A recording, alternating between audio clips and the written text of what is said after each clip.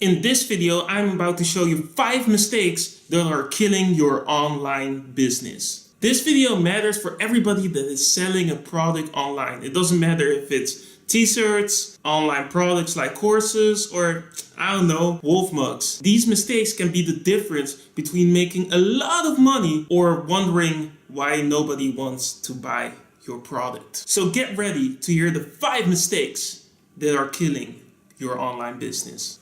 Mistake number 1, inverse writing. When I talk about inverse writing, I'm talking about situations where the letters of your text or the color of the letters of your text is lighter than your background. Sure, it looks really good and stuff on your website with all the colors and that kind of stuff, and you'd be like, oh yeah, these colors are my brand.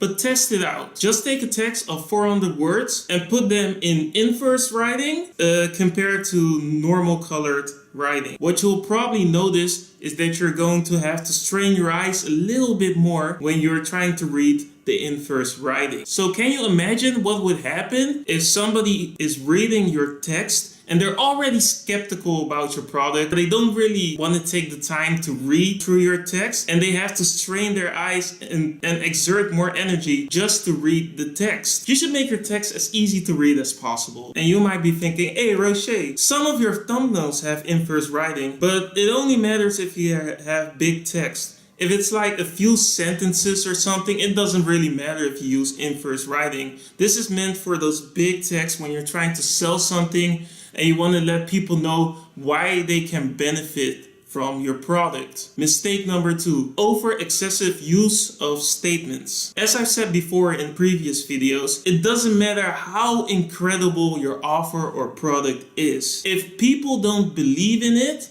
they ain't gonna buy it. So be careful with all the statements you make, because every time you make a statement, you're asking your reader to believe something new. Personally, the best sales pitches I have read and have heard, most of the time didn't have that many statements. And if they had statements, they were followed by proof right after that. So keep the statements to a minimum. Mistake number 3, focusing on features instead of benefits. In spite of what many people believe, people buy stuff based on emotion, not on logic. This is why we buy things that aren't necessarily good for us. So stuff like cigarettes or fast food. You buy them because of the feeling it gives you. Else why would you buy it, right? So instead of focusing on the features of your product, and I know it's tempting to talk about them, focus on the benefits that people will have when they use your products. For example, let's say you're looking